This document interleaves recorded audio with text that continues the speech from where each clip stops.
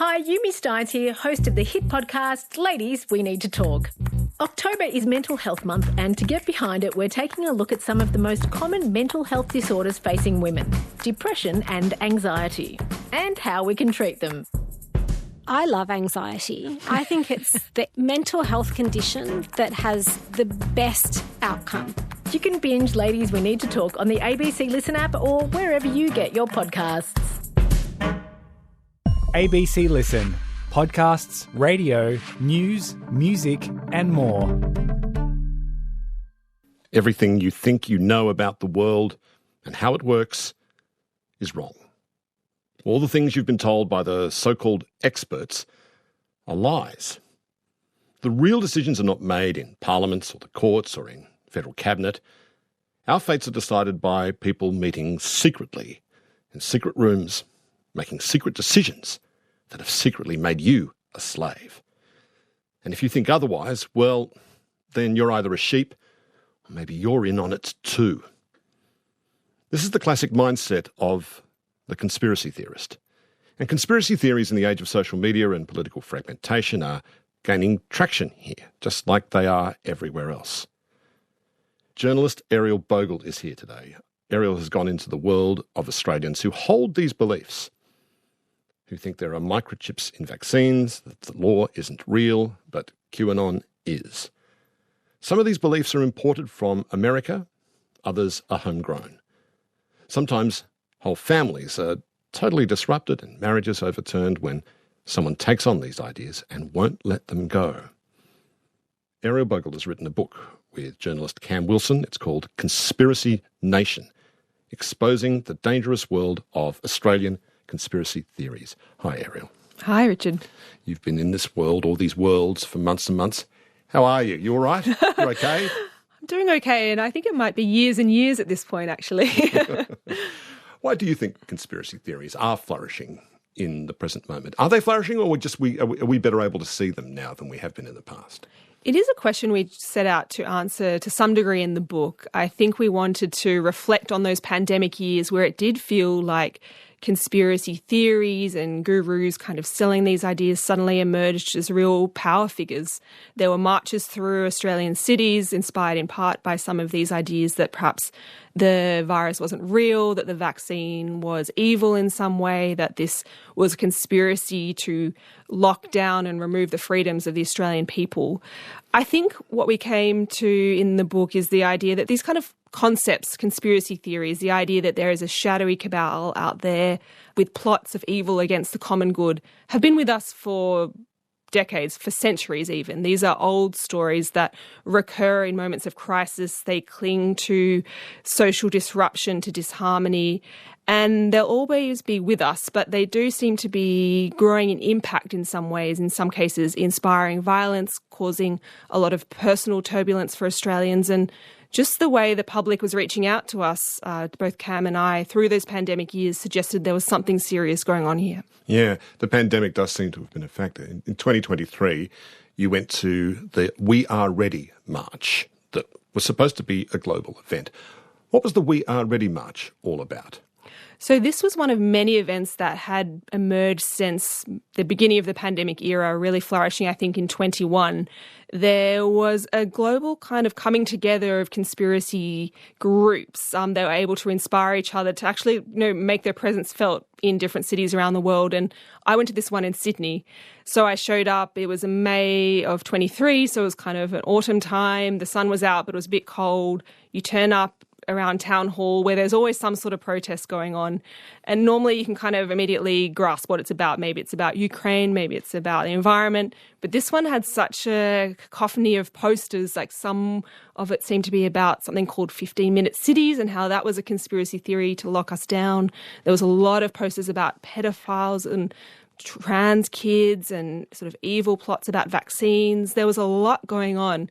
So I think it really, for me, became representative of what was happening here. There was not just one conspiracy theory that was taking root in Australia. There were many coming together and kind of breaking containment, flowing into each other and becoming an almost complete worldview that saw plots and shadowy figures behind every public action. Right, so there were a coalition of groups, concerned groups.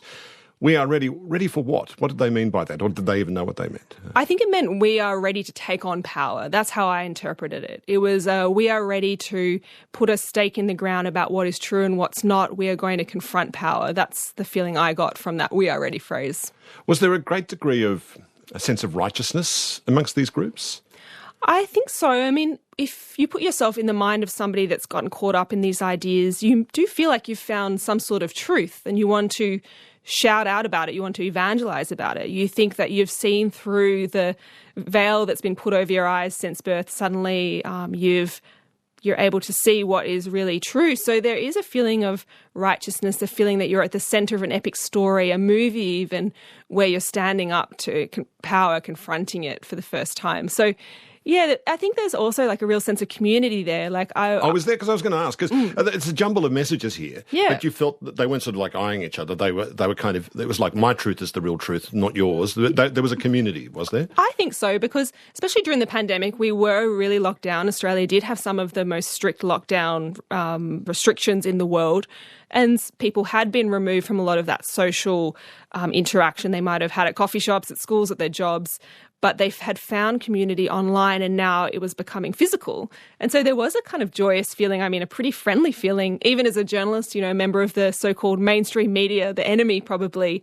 I didn't feel too much defensiveness or antagonism. Like there was sort of a willingness to speak because they wanted to tell me about the truth that they had found. There was a community feeling there. People were smiling at each other. People were chatting, even though there were these groups with really disparate messages. And there was a real range of people there. I want to be clear, you know, there was all types of genders, ages, backgrounds. It wasn't one particular type. A lot of these groups are pro-Russia and anti-Ukraine. What do they think happened in 2022 when Russia invaded Ukraine? That was a thread that did emerge at this We Are Ready march, because there were Russian flags there, and I was curious about it. I did try and talk to some of the guys that were with the flags, who were among the people that didn't really want to talk to me. One of the guys just said he was out for exercise rather than discussing the reasons behind the flags. But I think there is a feeling there that whatever the so-called West says is wrong, and so Russia becomes representative of an alternative. That might be part of it. For many, NATO has become a kind of institution tied to some of this deep state conspiracy theories. So, yeah, for some reason, Russia and Ukraine has become a pretty central kind of conflict or event for a lot of these conspiracy theories communities. So a lot of them have this idea that our main institutions in Australia and elsewhere have been infiltrated by really wicked people. You're a journalist. The culture of journalism is to be sceptical, to hold institutions to account. Do you feel some strange affinity with these people at all? I definitely feel an immense curiosity and in a lot of instances compassion, I think. You've pointed at one issue that makes a book like this difficult. Of course, the role of journalism is to expose power, to expose plots. There are genuine plots against Australian, the common good. We can look at a lot of the corporate malfeasance around tobacco, around climate change, around fossil fuels. That does smack of conspiracy. This is the way that power works in back rooms, organising itself in favour of money, in favour of power over the common good. So we definitely want to acknowledge that. And conspiracy theories are kind of weird, right? They're in a liminal space. Sometimes conspiracy theories have an edge of truth, a central kernel of truth, and that's why they catch on. Sometimes they could perhaps be proven true at some point, but a lot of the time they are immune to evidence. They're kind of a self-sealing way of looking at the world. I think of somebody I spoke to who'd gotten really caught up in pseudo-law or sort of sovereign citizen ideas, and I asked her, she kept losing at court with these ideas. So I said, why do you persist? Like, aren't you going to go back to quote-unquote regular law? And she was like, well, no, losing itself proves the conspiracy theory. If I won, my ideas are proven correct.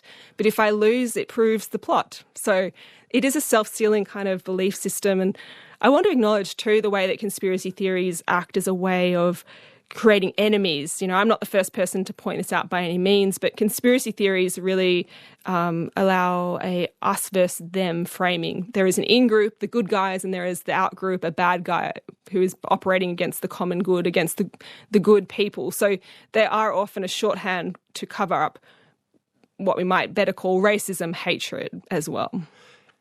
Is it worthwhile talking about types of people who are prone to conspiracy theories, or is that psychobabble? Do you think, is there any evidence to suggest that a certain kind of person is more drawn to these than other people? There is some research out there about it, but I think a lot of people acknowledge, the difficulty of trying to measure these concepts. There's a study we do cite in the book that did look at conspiracy theory belief in Australia. It asked people whether they had heard of, say, the conspiracy theory about Port Arthur, about whether fluoride was introduced into the Australian water system to make people docile, these kinds of conspiracy theories that people might have heard of, asked whether they had ever heard them and then whether they believed them. And the majority of Australians surveyed said that they had heard of these conspiracy theories, and also a majority said that they endorsed, at least one. So there is this thread of conspiracy theory belief in the community. But in terms of the type of person, it's difficult. Like, anecdotally, at least in our reporting, it is a range of types of people, different ages, different backgrounds, and different financial situations as well. You write that some research shows that people who are prone to conspiracy theories are, quote, on the weak side of the power spectrum. What do you mean by that? Well, Joseph Uschinsky is an American academic who has studied conspiracy theories for a long time, and he has this great quote about conspiracy theories being a way to identify power. And for believers, it often is an indicator that they're on the losing side of the power spectrum. It's a way to, identify what is controlling your life, what is influencing your life, whether it be the banks, whether it be the healthcare system, whether it be the legal system, and try and get at an understanding about that power, really complex systems. So there are often people who've had a court decision go against them, or a nasty bank statement, or lost money on something or other, and want to see explanations for how this could have happened? I think so, and that's at least anecdotally when we've been trying to find people who have fallen into these belief systems, there is often a kind of catalysing event like that. A traffic fine might be their first encounter with police in a negative way, and then they're really offended by the fact that they've got this speeding fine, for example, or a tax bill from the council, or a legal decision that went against them in the family court. And they go online, they're like Googling, how do I get out of this? Why did this happen? And unfortunately, some of the search results they might find give them an answer that spins them off in the wrong direction, in a risky direction, into the hands, I suppose, of gurus who want to teach them about these conspiratorial ideas. I think these conspiracy theories can really serve a need for people to put quite a simple story over a complex system. So if you think about it, a conspiracy theory, even though it might be really ornate and bizarre and baroque in many ways, it's pretty simple. It's good versus evil, right? And that's sometimes a neat and nice way to understand the world when you're in the middle of a pandemic or you're in the middle of a really complex court case. You went to the CPAC conference in Australia in 2023. Tell me a bit about this conference. So this is an annual conference that is mirrored by an equivalent event in the US, also called CPAC. Conservative Political Action Committee. Exactly. Yeah. So this is the Australian iteration. It's been going on many years. It's moved around. I've been to a few in the past, different halls around Australia. This one was at the casino down in Sydney. So a big event, big red and white and blue flashing lights, stage banners. It was a really big event. It's a coming together, I suppose, of... It's hard to put a pin on it, the right side of politics, conservative politics. When I went in 23, there was a range of American speakers who'd been invited over. There were these Christian fundraising platform speakers. There were climate change denialist speakers. It's a real coming together over a weekend of this side of Australian politics. Right, it's not like a meeting of the Liberal Party, though, is it? It's a different kind of thing. It sounds more American. Yeah, and a lot of Liberal Party people don't go. It's one sort of part of the Liberal Party, I suppose. So often Tony Abbott's there. Bronwyn Bishop was invited the year I went. There was a range of Liberal Party politicians, but not all by any means. So these are conventional people, mostly on the right. But while you were there, you saw a guest speaker, an American podcaster named Elijah Schaffer. You saw him take the stage. What did he have to say? It was interesting to see him because there had been some controversy about his appearance there prior to the event taking place. So he's a podcaster, had taken up residence in Australia, was tweeting a lot at the time about his experience in Australia, but also about immigration, about a range of topics that he was quite preoccupied by. And this speech was fascinating to hear because it was kind of a roll call of a lot of different conspiratorial narratives that we'd been hearing during the pandemic.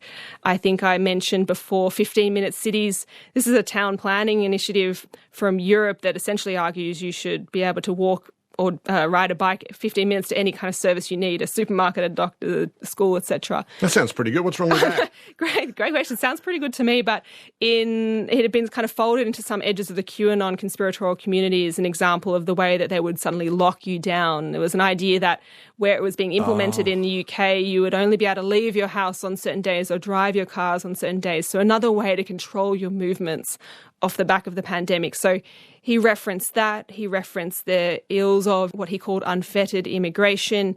He mentioned Dan Andrews, the Victorian Premier during the lockdown era, who had become a kind of central figure of conspiratorial narratives around lockdowns in Australia. It was a real roll call there, and it was just interesting to hear him deliver this speech without any boos or anything, and certainly he got claps at the end. And really he was talking about a pride in white identity because he was also careful to say that if people called you a white supremacist, called you a Nazi, told you to be ashamed of white identity, to laugh in their face, and that was another of his messages. Now, the convener of the CPAC conference was an Indigenous man, Warren Mundine, who had started off in the Labor Party and is now in the Liberal Party. Was he embarrassed by all this? What was his response to all of this? Well, the ABC did put questions to him about it and about the presence of Elijah Schaffer there, and he said that he had acknowledged queries, but at the end of the day, I think his quote was, it was about free speech. And you have to remember too, this was in the middle of the voice to Parliament, the Indigenous voice to Parliament debate, the referendum. We were coming up to a vote at the time of this CPAC in 2023, and Warren Mundine was part of the No Vote coalition as well. So that was also part of the complex milieu of this event. This podcaster is a promulgator of the so-called Great Replacement Theory. Can you just quickly take me through what that conspiracy theory is? So this is a conspiracy theory that has been around a long time at this point. It emerges really with a French book that of the same name, essentially arguing that there is a plot being engineered to introduce non-white immigration into Europe to eliminate white identity, essentially. And in a lot of iterations, it becomes simply that there is a plot to import Muslim people, import people who are not white, brown people, essentially into Europe to undermine white identity, white communities, whether it be largely via immigration or via birth rate. Essentially, it's arguing that there is a plot to undermine the white West. Right. Well, for many, many, many years now, many countries in the advanced economies have had a declining birth rate, an ageing population, and the solution to keep the economy healthy is to have a large migration program of young people coming into the place. So, there is a policy in a great many countries like Australia to bring migrants from all over the world under a non-discrimination policy. This is all done in the open, and it's kind of understood, I thought, but they're saying this is a secret plot, are they? And it's specifically to destroy and to attack white identity. That's what they're saying. This is part of the complexity of discussing the Great Replacement because it does become mixed with, as you've identified, pretty open immigration policy in many Western countries, including Australia. And it is complex when discussing these kinds of conspiracy theories that really hinge on racism and race to eliminate what is just abject racism from conspiracy and the way the two overlap. And there's a lot of texts that another one I might mention is called Camp of Saints, was this book, also a French book, very popular in the 90s and has been cited by some members of the Trump administration too, which is this kind of graphic account of a so-called invasion of Indian immigrants who come to Europe and sort of overwhelm France and other parts of Europe in a kind of orgy of violence and sexual violence. It's this really gross picture, I suppose, of what immigration might do. Oh, these are portrayed as subhuman people coming in. And we look at in the book too the way that this just has such a direct connection with the Islamophobia that was quite prominent in the 2000s. This is post 9/11, the wars in Afghanistan and Iraq. There was quite an obsession, I suppose, with Muslim immigration in many parts of the world. Right, and so this man got a voice at this conference. Well, he's used the term Great Replacement Theory on his social media accounts in the past and in the present. And it was, interesting, I thought, just at CPAC to see the temperature of a group that describes itself as on the right was at that time, because it was 2023. It was not, that's so many years after the Christchurch massacre, in which a terrorist killed more than 50 Muslim people while at worship and had a manifesto with the name The Great Replacement. Right, so he had his head full of this theory, this shooter in Christchurch, the Great Replacement theory. There's been a lot of discussion about his manifesto because it was definitely calculated to go viral. The man, just before he set out to embark on this act of violence, emailed it to a range of media, to politicians in New Zealand. It's a complex mix of kind of really internet-y references, 4chan references, a lot of in-jokes and memes. At its heart, it does sort of betray an obsession with Muslim immigration, the way that the Muslim faith and immigrants from Muslim countries are undermining some idea of the West, and especially in Europe. And because of the prominence of that event and the way that manifesto travelled, it has become a real central document and an inspiration, tragically, for other acts of terrorism targeting Muslim people and other people of colour. Weirdly enough, I suppose this idea is an import, isn't it? A foreign import, this idea, from France, as you say, in the United States. There's another theory that you've seen promulgated at some of these rallies, well, that originates from, I think you could say the United States and from Europe as well. You've seen a sign at many of these rallies, you write, that say, punish the 28s. What does that mean, punish the 28, in the minds of the people who are holding these signs? Well, the Punish the 28 sign references an event back in 2015. So Senator Bill Heflin, a Liberal Party senator, stood up in Senate estimates and declared that he had a list of 28 prominent pedophiles. He didn't name them. He sort of referenced that they were highly positioned in society, potentially a former Prime Minister. This was, if you remember, just at the beginning of Australia's Royal Commission into the institutional abuse of children. So we were really at that time coming to grips as a country with that history, with the abuse of children, and in many cases a conspiracy to cover up that abuse. So that's when this landed. At the time, it's interesting reading the Hansard, the transcript of that event, because you can tell that the Attorney General, George Brandis, at the time is kind of bemused by the situation. He's like, it's not a witness document, it's not a police document. And Bill Heflin's like, yeah, I guess so. Then he's like, will you give it to the proper authorities? And Bill's like, yep, I will. And nothing much comes of it. Did Heflin say where he got the list from? He said he was handed it. He never really described the complete origins of it. Handed it from, we don't know. And was this handed in turn over to the police or the federal police to investigate? So many people have put the question to the police over the years, and they've always said that not much. Essentially, people that have told me they've seen this list say it's unsigned. A lot of the people on it are dead. There's not a whole lot you could do with it. And Bill Heflin at the time said he also handed it to the Royal Commission for them to take a look at. But I think why it's become kind of central to a lot of the conspiracy theories in Australia around pedophile cabals, for want of a better way to put it, as an echo of QAnon, is because it can be everything and nothing. It could be the list that cracks open an immense cover-up, or it could be nothing at all. And so it's interesting, in all the events I've gone to, whether it be directly an anti-lockdown march, a rally outside Parliament in Canberra against renewable energy, a rally against the Indigenous voice to Parliament, you always see signs about the 28. So it's really become this kind of central preoccupation. Senator Bill Heflin had made some interesting allegations before he'd produced this list, hadn't he? Yes, so he had been embroiled in a controversy where he accused a High Court justice of picking up young men in Sydney. He relied at that time on car records that were shown later to be bogus and was forced to apologise. He'd been very vocal, quite preoccupied with issues of child abuse over the years, but he also had an affinity for stunts. So I think that's how this list of 28 was received by many members of politics and the media. But for punters, for other people, he became a kind of warrior figure, I suppose, whose concerns had not really been taken seriously. And at this time in Australian media around 2015, there were a lot of people coming forward, I suppose, with allegations of abuse. You know, many were shown to be genuine, and we did have this quite serious confrontation with the history of child abuse in Australia. but others were shown to be bogus or could not be proven true. And I think that's where the list of 28 kind of got folded in. There are a lot of those promulgators of the list on Facebook, which was really emerging as a force at that time, also later became kind of key figures in the QAnon conspiracy theory and its importation into Australia. So there was, I guess, proven ground for QAnon to land on later. One Nation Senator Malcolm Roberts, Queensland Senator Malcolm Roberts, had these allegations from Bill Heffernan put in front of him for him to take a look at. Now, Malcolm Roberts is a man who thinks that climate change science is a conspiracy itself.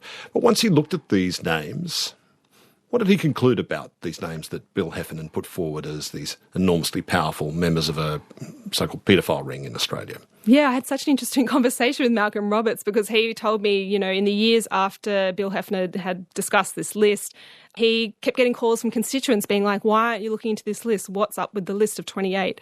And eventually he said he got in touch with Bill, got his hands on a version of the list and took a look at it. And Malcolm Roberts later put out a YouTube video saying, I've looked at the list, there's not much we can do here, it's full of people who are long dead, we can't test these claims, it's unsigned, it's not even a legal document in any form, and essentially telling people he'd looked into it and there was nothing there. So it's a really fascinating situation.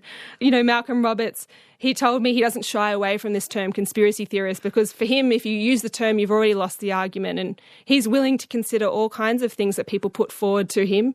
On this one, he did the research, he said, and he put out his answer, even if people aren't happy with it.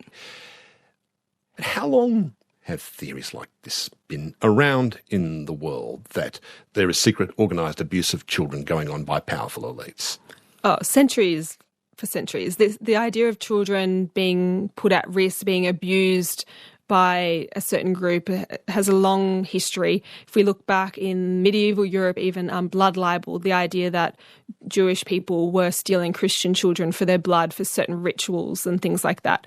There's a long history here, and I think the abuse of children and allegations of that nature are a kind of shorthand to identify an enemy. I think they're useful in that fashion for people who want to identify an outgroup, name the enemy, because anyone abusing children, you know, it's such a quick way to inspire revulsion, to inspire hate and fear. And so we really saw that re-emerge, as you mentioned, with QAnon, but slightly before QAnon even, there was this thing called Pizzagate. So you might remember when Hillary Clinton was running against Donald Trump in the presidential election, there was a leak of her emails. So hundreds and hundreds of emails between her staff. And there was a lot of people sort of tossing through that material. And a conspiracy theory started to emerge that something in these emails was alluding to child abuse, to a pedophile ring, and that certain words were shorthand for child trafficking. Like what? Like, no, you put me on the spot. I'm trying to remember some of those Like phrases. hot dog means something. Exactly. Right. And a lot of it got tied to, unfortunately, a pizza restaurant in Washington, D.C. So an email says, let's order some pizzas let's order from... some pizza. Oh, let's bring in some children. That's code exactly. for that. Yeah, right. So from they read that into it. Yeah. Right. So a restaurant in DC became a central part of this, and somebody from North Carolina, this man, Edgar Welch, actually got caught up in these ideas, drove down there with a rifle to free children from what he thought was an abusive underground lair, shows up in a pizza restaurant with a rifle, looks for the underground passage, can't find one, fires a shot. Luckily, no one gets hurt, and he is arrested and sent to jail ultimately. Yeah, the reason why he couldn't find an entrance to the basement was because there was no basement there was in no this. Basement. And I read the news story. He said, must be bad intel. Must be bad intel. Now, that sounds like he's in a movie too, doesn't it? He thinks he's in a movie like, bad intel, like he's a soldier or he's John McClane in Die Hard or something like that. Again, there's this overtones of people thinking they're the main character in a movie. Yeah, sort of central role in the narrative. And he must have felt scared probably, but also like he was on the righteous path when he was driving from North Carolina to DC to enact this liberation. Yes. How did he feel afterwards? Was he ashamed, or was he just like bad intel and the kids are somewhere else? Yeah, there's some interesting interviews with him in the New York Times and other places. He did express some regret, but, you know, he didn't denounce all these ideas entirely. And ultimately, unfortunately, he was later killed in a traffic stop by police when he was out of prison. So his story is finished there. But Pizzagate, I think, really became the primer for QAnon, which later emerged during the Trump administration. All the research we have tells us that, of course, child abuse is very real. and it has been rife in various institutions. But nearly always the abuser of children is someone that's in the family or close to the family. They're always arguing, it seems, that it's a complete stranger. It's a wicked stranger and a sinister groups of strangers. Does the reality of what we know about child abuse intersect with their thinking at any level at all? It's interesting and quite hard to confront the fact that it rarely does, because as you mentioned, in Australia, all research shows that the majority of child abuse cases here are committed by somebody known to the child, often a family member. So that crossover into this conspiracy theorising, is hard to figure out. I spoke to Michael Salter, who's an academic here in Australia, who has researched child abuse and how it occurs for many years. And he said that it's strange too how little these conspiracy theories have to do with how the majority of child abuse takes place. But I think when I think about why these conspiracy theories about child abuse have such long legs, why they recur, it's because they do cling to genuine anxiety, to a kernel of truth. When the list of 28 emerged in Australia, as we mentioned, we were confronting institutional abuse and cover-ups here in Australia, real conspiracies. And as I said too, it is a way to quickly identify the enemy. So it's a complex mix of these multiple factors that leads to the kind of perennial use of child abuse accusations as conspiracy theory and as a way to identify the enemy of the outgroup that you want to at a certain time. How much traction did QAnon get in Australia, given that it's such an American thing insofar as it's about American politics primarily? Did it ever get much traction here? Well, it did. It's hard to measure, of course, because there weren't many surveys out there, measuring belief or in QAnon conspiracy theories. But if we just go by the social footprint, there were many Facebook groups in Australia with tens of thousands of members, many of which got eventually shut down by Facebook, actually. So there was that strong presence. You could see signs of referencing QAnon here in Australia too, and it got folded into our own ecosystem. So it became bound up with the 28. The underground tunnels where this abuse was meant to be taking place got sort of transposed to Australian cities, Australian locations. But it's interesting, and we mentioned in the book, how we never got our own homegrown QAnon hero. So in the telling, it's Donald Trump at war against this elite cabal. But in Australia, it never became Scott Morrison or the leader of the day.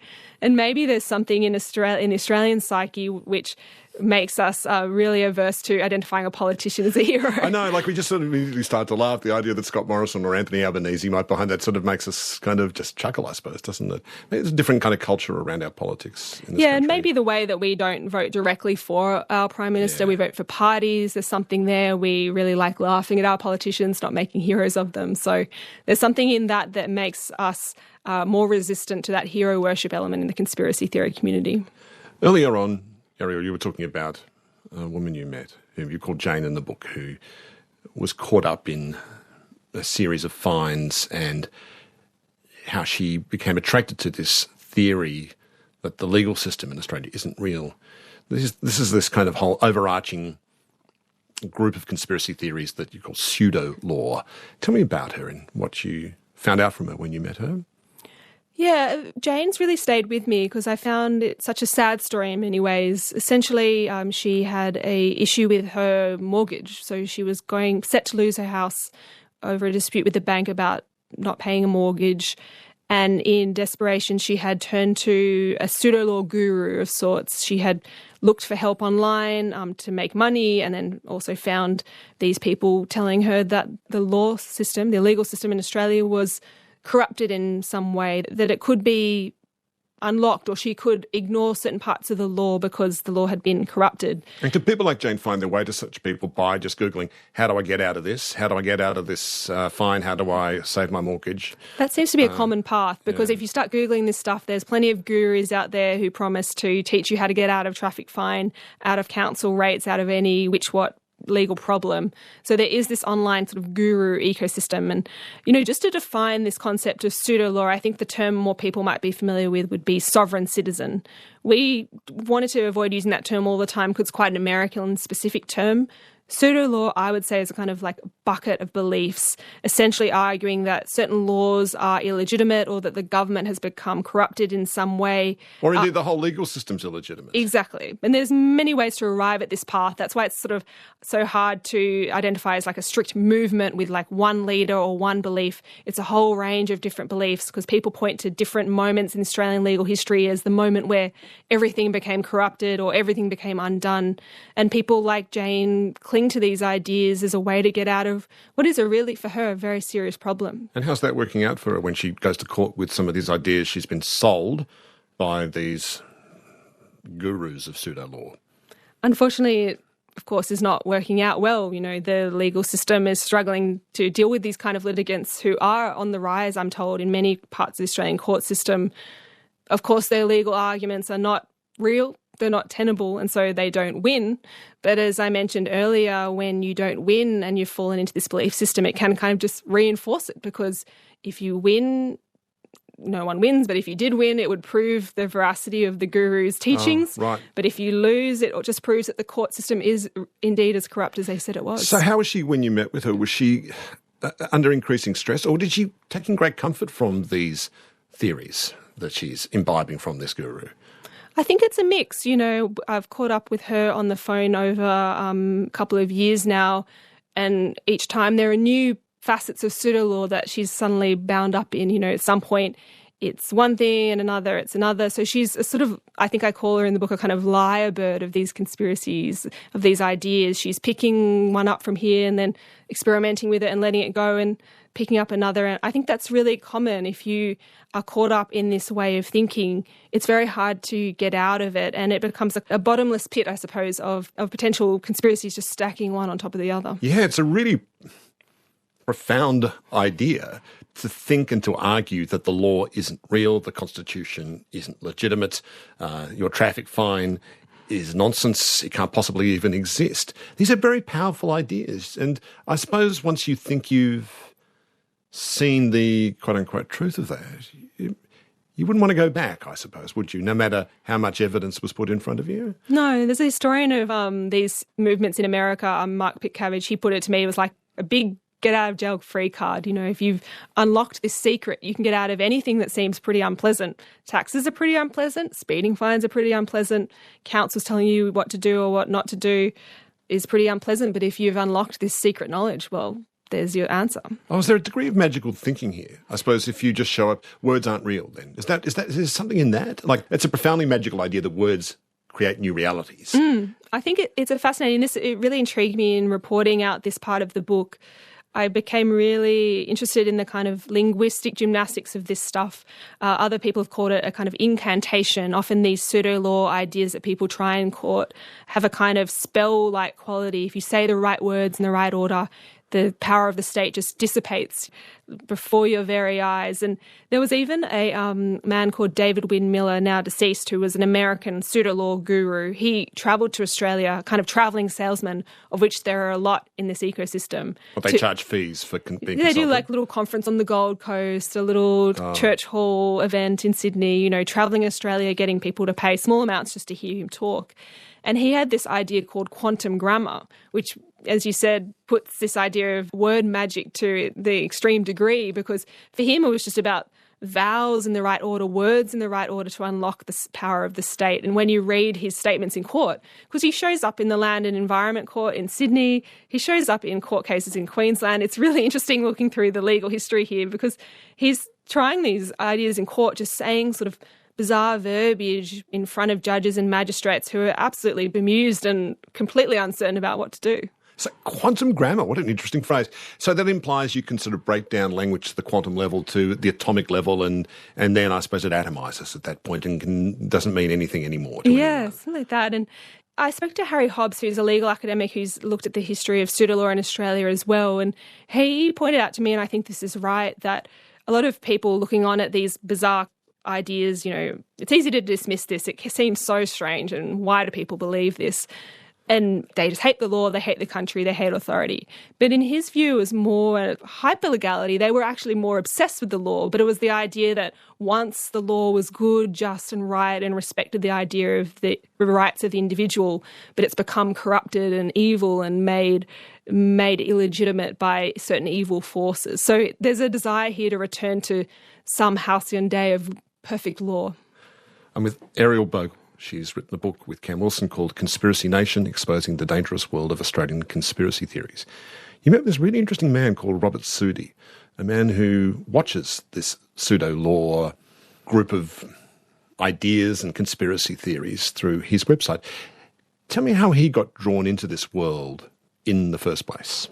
So Robert Sudi, when I met up with him, he told me this story about his upbringing, quite a religious kind of off-grid upbringing, which he thinks primed him to be receptive to some of these ideas. And essentially, he was driving, he didn't have a license, he gets pulled over, he gets a bunch of summons to court to face fines and things like that. And as he's preparing to go to court, he starts looking into how to get out of this and stumbles across these pseudo-law ideas. They appeal to him and they appeal perhaps to some of his anti-authority streak that he has, he told me. Yeah, they must have an attraction for larrikins in some ways to be able to stand up and argue something like this in court. Well, actually, Your Honour, the law you're speaking of doesn't exist. Or it's nonsense. And, Well, it's funny you should say that because I've spoken to a Leah Social, who's a journalist in America who has looked at some of the sovereign citizen movements there, and she's been to court cases where they try these ideas in court. And her idea was it was kind of hall monitor mentality is what she called it. You know, I come into court and I actually know the law better than the judge who spent all this time at university studying God knows what. Okay. But I actually have the right idea here. So Robert Sudi has got himself educated in these theories. What happened when he got into court to defend himself against being pinged for driving without a licence? It was quite a unique moment because the magistrate on the day, David Halpin, who's now an legal academic himself, a couple of cases had fallen over, so he had time, which is in short shrift in Australian courts, unfortunately. He had time to really engage with Robert Sudi, talk to him about why the ideas weren't accurate and kind of point him in the direction of some resources and things like that. Oh, and what was his tone like when he spoke to Robert Sudi about Well, he said he could tell Robert was a smart guy, you know, there was with a genuine concern here. And so he didn't mock him then? He didn't mock him, Right. he treated him with respect. And that was David's approach in general. He said in all the courts he had presided over, you know, up and down the eastern seaboard of Australia, he had encountered a lot of these pseudo-law litigants, and he always advises him, you know, other judges too, to be respectful, to try and get at the central thread of the concern if you have time. But again, there's not much time in Australian courts in general. So what effect did it have on Robert Sudi when this judge spent the time to just patiently rebut him? Well, he wasn't immediately like, oh, I'm wrong, you're right. But it provoked something in him. So he went home and he, again, did more research and came across a lot of legal writing about these pseudo-law ideas in Canadian courts as well. He came across a really famous judgment in the family court in Canada, Meads and Meads, which is a really interesting, in-depth breakdown of a lot of pseudo-law arguments that were being heard in Canadian courts at that time. And he saw the light, so to speak, and he has now become a really thorough chronicler of Australian pseudo-law arguments, you know, keeping track of all the different court cases, all the different arguments that are showing up here, all the key figures on his website, Freeman Delusion. And so he's just an interesting figure in that way. You know, he described himself to me maybe more as like of an anarchist than anything. You know, his project is not about propping up Australian authority or the courts or police or anything like that. But he just wants to be a resource for people who might find themselves in trouble, go online to find some answers, and hopefully they arrive at his site before they arrive at all those gurus willing to sell them $500 traffic fine courses. When we talk about the ideas of sovereign citizenship and pseudo-law and what happened in Queensland, in southeast Queensland, the Williambilla massacre of policemen by Gareth and Nathaniel Train and his partner, how much of that sovereign citizen thinking had entered his mind? What kind of traces did his digital footprint leave behind? Yeah, it's an interesting question. So I think people are still sort of wading through that. The inquest into what happened at Williambilla in 2022 is wrapping up. I think the final report is due soon. So we'll see what the sort of official word of the state is on that.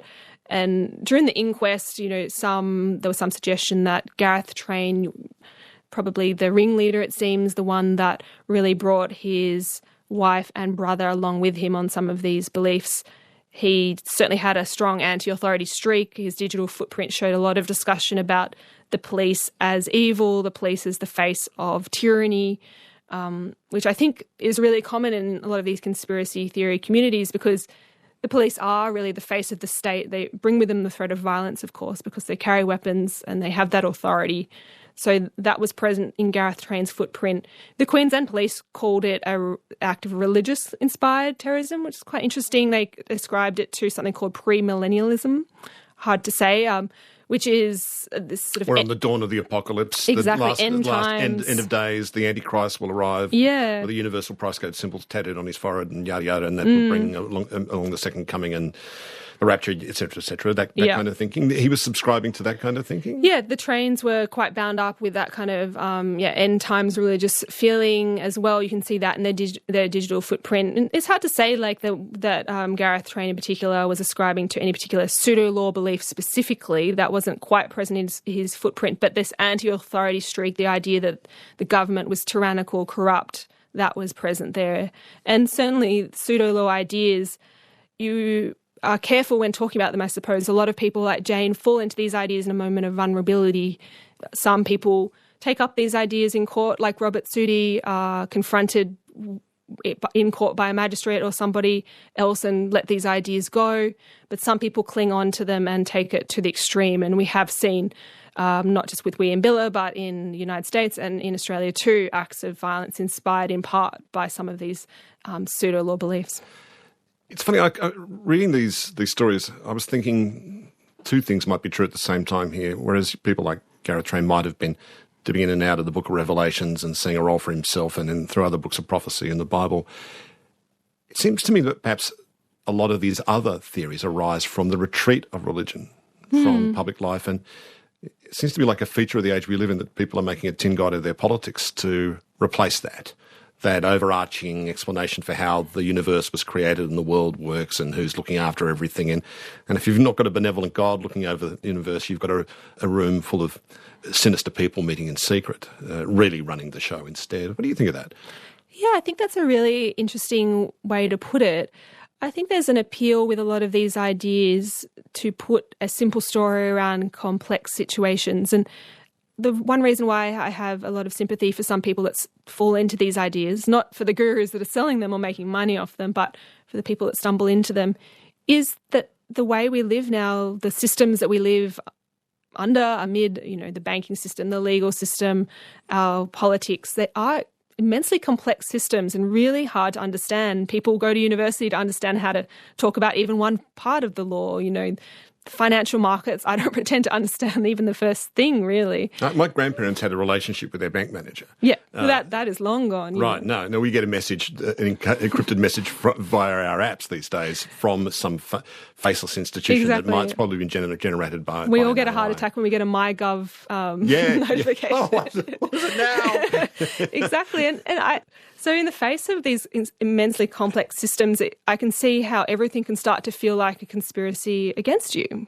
How do you wade through these systems? How do you start to understand them? And the theory also offers you some valour, doesn't it? Like, you can now be a warrior against this. In fact, you're smarter than everyone else around you because you've figured out what's going on, unlike the sheep all around you in your life. Yeah, something very appealing about that. And another thing I've come to in reporting this book is, sort of trite to say, but our ideas are all on a spectrum. There's a lot of things I believe, a lot of values that I hold that I haven't empirically tested or researched. They might be some health advice my mum once gave me, like, don't go to bed with your hair wet, you'll wake up with the cold. Like, these aren't conspiracy theories, obviously, but they're kind of folk tales, they're just the bits of kind of folk wisdom that we hand to each other and we don't test and we kind of somewhat live by.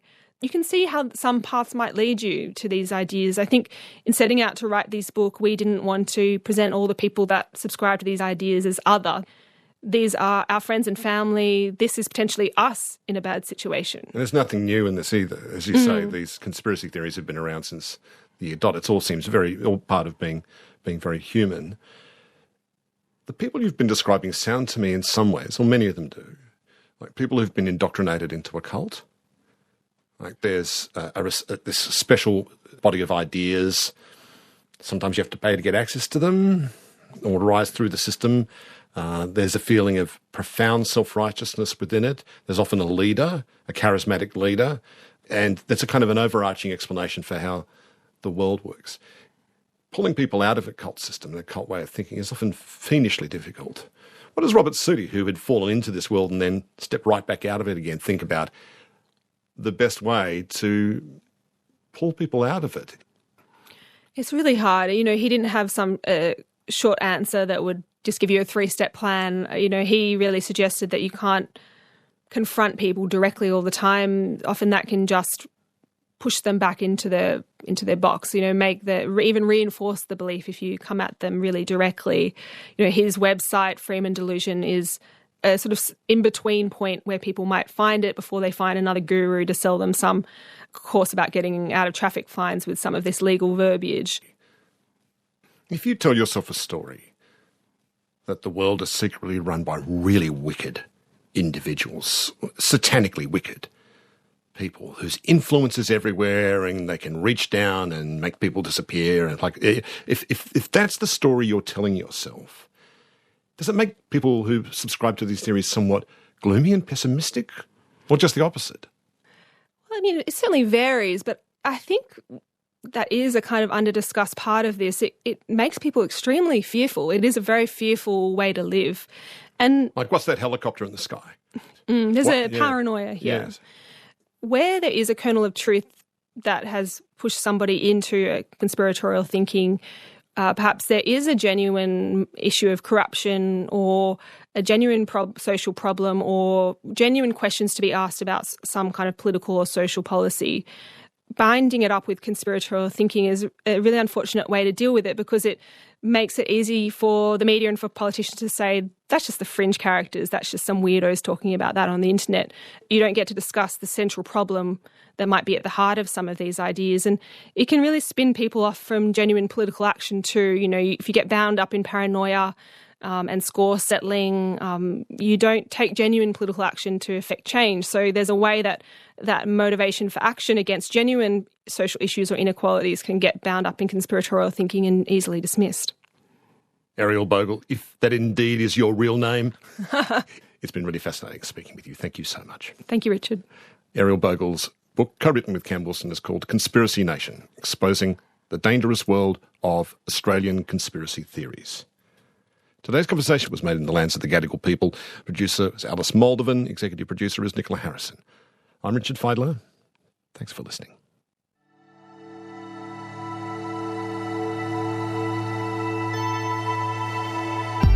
You've been listening to a podcast of Conversations. For more Conversations interviews, please go to the website abc.net.au/conversations.